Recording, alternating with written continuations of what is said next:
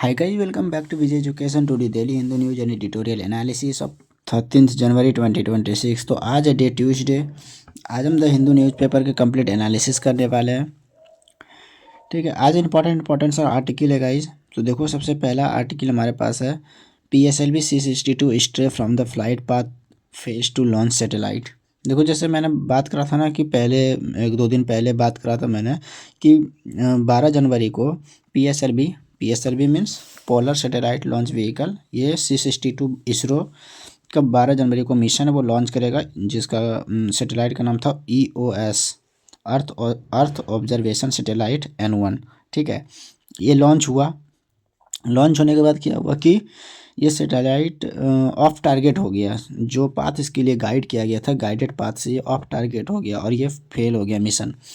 तो ये कहाँ पे इसको मिस फेलियर या ये क्या कहते हैं, ये सैटेलाइट, ये जो PSLV रॉकेट है, ये कहाँ पे फेलियर हुआ? इसका थर्ड स्टेज में फेलियर हो गया। ठीक है, ये क्या है थर्ड स्टेज? किसी भी रॉकेट में कितना स्टेज होता है उसको आज कंप्लीट हम देखने वाले हैं। ये जो है देखो, 4 मिनट 25 सेकेंड, 2 मिनट, 12 मिनट, ये सबको अभी हम कंप्लीट डिकोड करने वाले हैं अपने नोट्स में थ्रू हैंड रिटन नोट्स को। ये सब जो इंपॉर्टेंस ऑफ आर्टिकल वो सब मैंने निकाल के अपने नोट्स में बनाया है। तो चलिए हम देखते हैं। नाउ गाइज, हमारा लेक्चर स्टार्ट करने से पहले अगर आप लेक्चर पे नए हैं तो चैनल को सब्सक्राइब कर लें, वीडियो को लाइक कर दो और आगे हम बात करते हैं। तो बात करने से पहले, जैसे कि हमें पता है कि आज आप लोग को मैप पे देखना है, वर्ल्ड मैप खोलना है, वर्ल्ड मैप पे देखना है जर्मनी कहाँ पे लोकेटेड है। जर्मनी को लोकेट में देखना है मैप पे, देन कमेंट सेक्शन में आके टाइप करना है ताकि आपको एक लंबे समय तक याद रहे। ठीक है, हम आर्टिकल में आगे बढ़ते हैं। देखो, PSLV C62 stray from flight path to fail the launch satellite, अभी मैंने बात करा। ठीक है, तो PSLV C62 की फ्लाइट पाथ फेल होने के कारण सैटेलाइट प्रक्षेपण विफल हो गया। अब क्या इसमें कमी रह गया? रॉकेट के किस भाग में ये कमी रहने के कारण सैटेलाइट विफल मारा है? ठीक है, तो इसरो का PSLV C62 मिशन विफल हो गया क्योंकि प्रक्षेपण यान तीसरे चरण के दौरान, बोले थर्ड स्टेज में, तीसरे चरण के दौरान अपने निर्धारित उड़ान पथ से भटक गया, जिसके परिणाम स्वरूप EOS earth observation satellite N1 जो सैटेलाइट था उपग्रह, 15 सयात्री उपग्रह, जो कि प्राइवेट कंपनियां 15 अपना उपग्रह भेज रही। तो जो 15 सयात्री उपग्रह थे, 15 क्या था, जो प्राइवेट कंपनियां अपने सैटेलाइट इसरो के साथ कोलैबोरेट करके भेज रही थी, तो उसका भी नुकसान हुआ। अब बैकग्राउंड ऑफ PSLV के बारे में देखते हैं, जो मैंने पिछले वीडियो में PSLV के बारे में बहुत सारी बात कर चुकी है। तो और what is the mission PSLV का थोड़ा सा बैकग्राउंड यहाँ भी देख लेते हैं और मिशन क्या क्या था, एक शॉर्ट फॉर्म है, जल्दी जल्दी हम इसको कवर कर लेते हैं। PSLV एक इसरो का work horse rocket. Work horse मतलब समझा कि PSLV एक ट्रस्टेड रॉकेट है, ये बहुत सारा वर्क को करता है, इसलिए वर्क हॉर्स इसको बोला गया। पोलर सैटेलाइट लॉन्च व्हीकल, और ISRO Indian Space Research Organisation, ये इसरो, इसका एक वर्क हाउस रॉकेट मतलब बहुत ही ट्रस्टेड रॉकेट माना जाता है। इसको बहुत सारा काम इस पर लोड रहता है। यह अपनी उच्च विश्वसनीयता और सन सिंक्रोनाइज ऑर्बिट SSO मिशनों के लिए जाना जाता है। ये स्पेशल जो अर्थ का लोअर अर्थ ऑर्बिट होता है ना, उसके लिए जाना जाता है। इसमें तो सन सिंक्रोनाइज ऑर्बिट।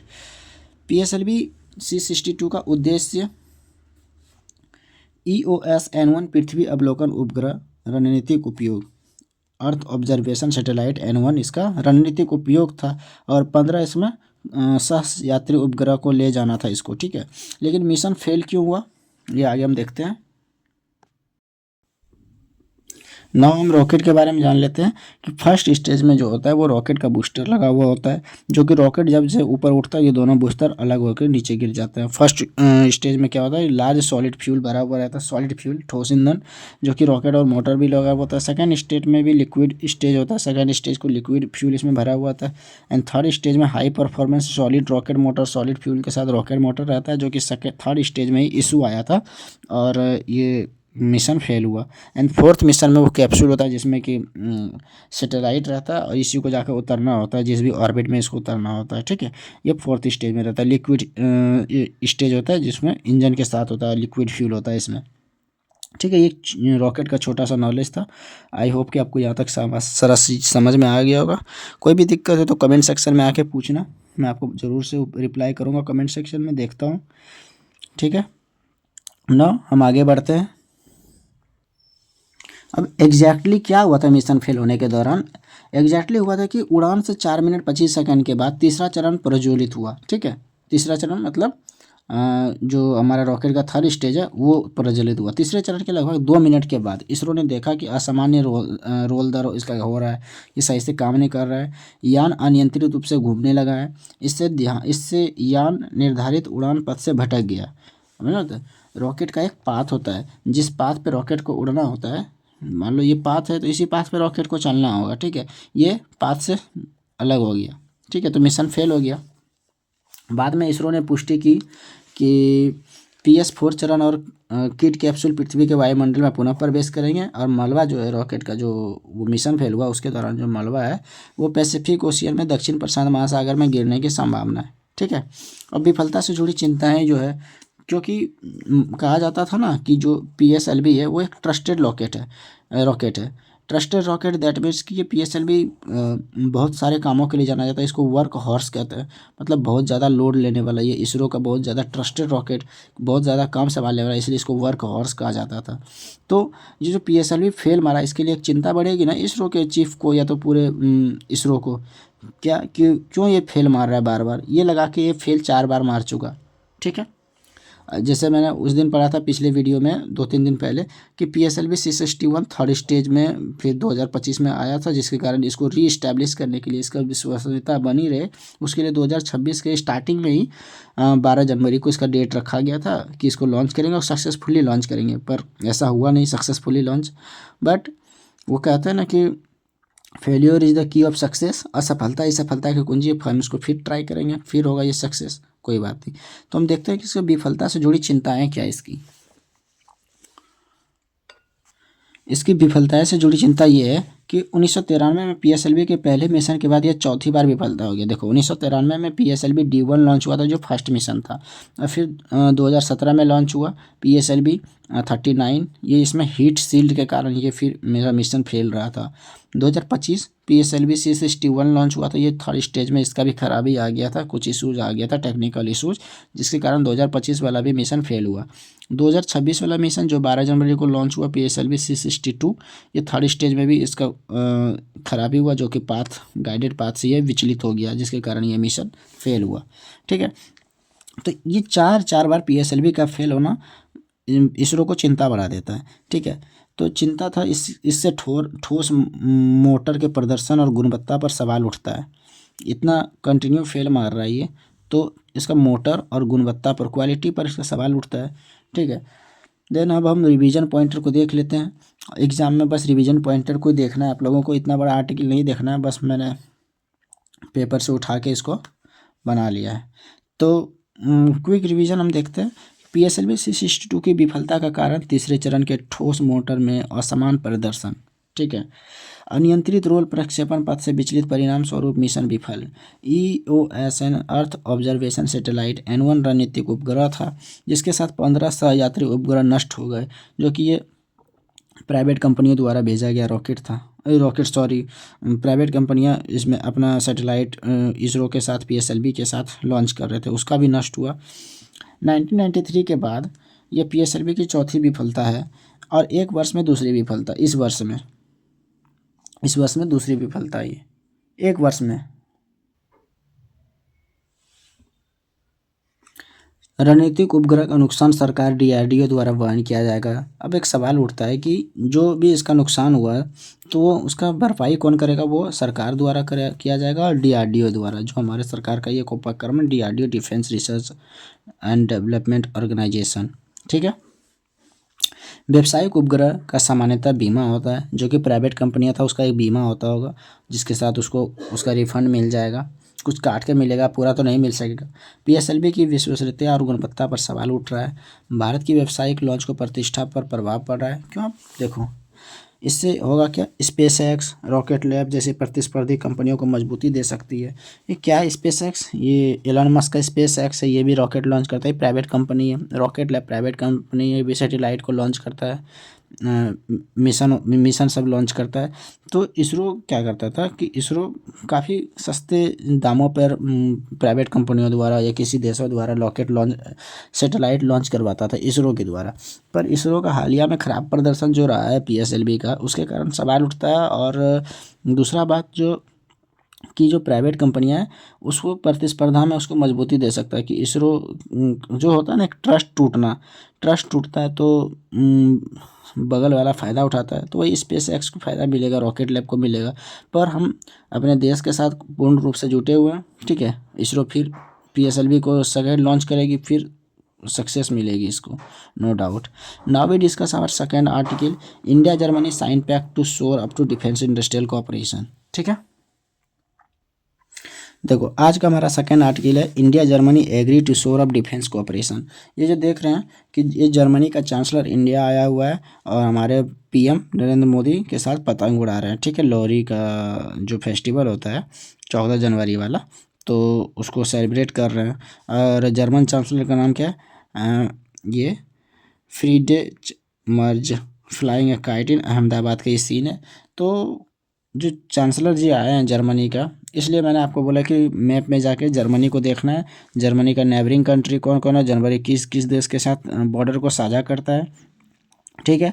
वो सब देखना मैप में जाकर, कमेंट सेक्शन में आके टाइप करना ताकि लंबे समय तक याद रहे आप लोगों को, ठीक है। तो ये क्या कह रहा है, ये आर्टिकल बड़ा छपा हुआ है, इतना बड़ा छपा हुआ है, पेज नंबर 10 पे इसको कंटिन्यू किया गया है। तो ये आर्टिकल क्या कहता है कि डिफेंस कोऑपरेशन को मजबूती करेगा, जर्मनी और इंडिया दोनों का एक टाई होगा और डिफेंस कोऑपरेशन को मजबूती देगा, ठीक है। हम इसको डिस्कस करते हैं अपने नोट्स के थ्रू, नोट्स मैंने जो बनाया उसके थ्रू डिफेंस इसको डिटेल से एनालाइज करते हैं। देखो भारत और जर्मनी का रिलेशन, ये जीएस पेपर उसके इंटरनेशनल रिलेशन को लेकर बहुत इंपॉर्टेंट है ये सब चीज़ें। भारत और जर्मनी का संबंध क्या, भारत और जर्मनी के बीच 25 वर्षों की राजनीतिक साझेदारी है, 75 वर्षों का कूटनीतिक संबंध है, डिप्लोमेटिक रिलेशन है, ठीक है। जर्मनी यूरोप की सबसे बड़ी अर्थव्यवस्था है। यूरोप में जर्मनी अच्छा अपना पोजीशन रखता है, उन्नत विनिर्माण और रक्षा प्रौद्योगिकी में, ठीक है, में आगे है, ओके। खबर है कि जर्मनी के चांसलर, इसमें पेपर में क्या था कि जर्मनी के चांसलर ये फ्रीडरिच मर्ज भारत की यात्रा पर हैं। यहाँ उन्होंने प्रधानमंत्री से मुलाकात की। इसी दौरान दोनों देशों ने सह उत्पादन मतलब को प्रोडक्शन, सह विकास को डेवलपमेंट, रक्षा व्यापार, डिफेंस ट्रेडिंग पर विशेष जोर दिया, ठीक है। आई होप कि यहाँ तक समझ में आया होगा। नाउ वी डिस्कस कि ये को प्रोडक्शन क्या है। कि देखो भारत में संयुक्त रूप से रक्षा उपकरणों का निर्माण, मेक इन इंडिया और अमृत भारत, सॉरी यहाँ अमृत भारत नहीं, आत्मनिर्भर भारत होगा। आत्मनिर्भर भारत, यहाँ पे आत्मनिर्भर भारत को समर्थन मिला, ठीक है। यहाँ पे होगा आत्मनिर्भर भारत, ठीक है। ये को प्रोडक्शन है, मतलब दोनों देश, ये जर्मनी प्लस इंडिया, ये दोनों देश मिला के को उत्पादन को साथ में साझा करेंगे, जिसके कारण मेक इन इंडिया को मजबूती मिलेगी और आत्मनिर्भर भारत को समर्थन मिलेगा। को डेवलपमेंट, सह विकास, संयुक्त अनुसंधान एवं विकास, R&D पर। जैसे मैंने पिछले आर्टिकल में कभी बात करा होगा कि रिसर्च एंड डेवलपमेंट पे यूएसए अपने जीडीपी का ज़्यादा खर्चा करता है, इंडिया 0.04% खर्चा करता है अपने जीडीपी पे। तो ये जो रिसर्च एंड डेवलपमेंट है किसी भी देश के लिए बहुत ही बैकबोन का काम करती है। ये किसी भी देश को साइंस के एरिया में, टेक्नोलॉजी के फील्ड में आगे बढ़ना है तो रिसर्च एंड डेवलपमेंट पे अपने जीडीपी का ज़्यादा खर्चा करना होता है, ठीक है। जिसमें कि यूएसए, चाइना आगे, हम लोगों से इजराइल आगे है। हमारे इंडिया का जो टोटल बजट है उसमें से जीडीपी में से 0.04% रिसर्च एंड डेवलपमेंट पे खर्च किया जाता है, तो बहुत ही कम है।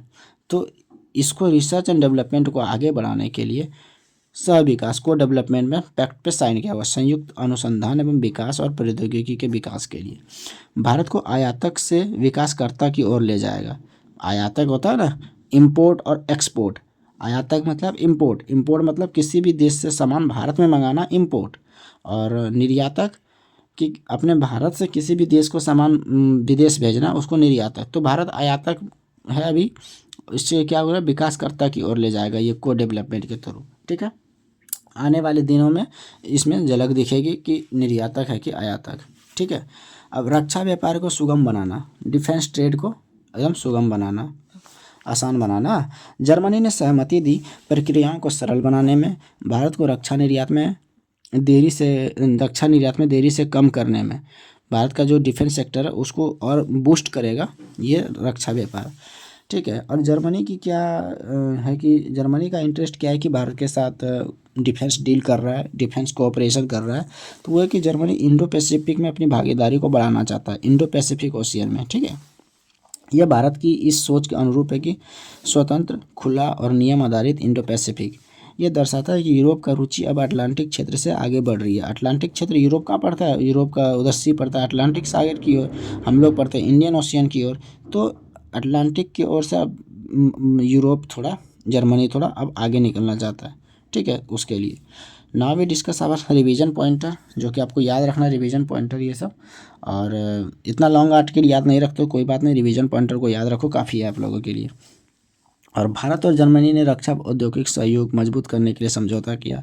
सह उत्पादन, को प्रोडक्शन, सह विकास, को डेवलपमेंट और को ट्रेडिंग, रक्षा व्यापार, डिफेंस ट्रेडिंग, डिफेंस डील पर फोकस करना, ये सबसे अहम बात था ये। ठीक है। जर्मनी रक्षा निर्यातक प्रक्रियाओं को लेकर सरल करेगा। मेक इन इंडिया और अमृत भारत को समर्थन मिलेगा। समझौता वैश्विक अस्थिरता और संघर्षों के बीच हो। जर्मनी इंडो पैसिफिक में अपनी सक्रियता भूमिका को आगे बढ़ाना चाहता है। वैश्विक संरक्षण बात पर चिंता व्यक्त करता है। Bharat EU FTA, European union free trade agreement के समर्थन की पुनः पुष्टि करता है। European union free trade agreement की समर्थन के लिए पुनः पुष्टि करता है। और पिछले वर्षों में 2025 में भारत ने बहुत सारे देशों के साथ फ्री ट्रेड एग्रीमेंट किया है, न्यूजीलैंड के साथ, फिर ओमान के साथ, फिर देयर आर मल्टीपल कंट्री जिसके साथ भारत ने फ्री ट्रेड एग्रीमेंट किया है। क्योंकि देखो फ्री ट्रेड एग्रीमेंट करना एक मजबूरी क्या, देश के लिए जिम्मेदारी बन जाता है। क्योंकि जैसे अमेरिका अभी भारत पे टैरिफ लगा रहा है, तो उसके लिए टैरिफ लगा रहा है अमेरिका, तो उसके लिए फ्री ट्रेड एग्रीमेंट करना बनता है अभी। ठीक है। तो इसके लिए भारत की रणनीतिक स्वायत्तता और रक्षा आत्मनिर्भर को मजबूती मिलेगी। ठीक है। आज के लिए इतना ही। आई होप कि आपको समझ में आया होगा। मिलते हैं नेक्स्ट वीडियो में, तब तक के लिए इतना ही। और अगर कोई क्वेरी हो वीडियो को लेकर, वीडियो की क्वालिटी को लेकर, और कुछ समझने में थोड़ा सा भी दिक्कत आया हो तो कमेंट करो, मैं कमेंट को रिप्लाई करूँगा। देन आगे बढ़ने से पहले चैनल को सब्सक्राइब कर लेना, वीडियो में लाइक कर देना। बस bye, have a nice day, take care.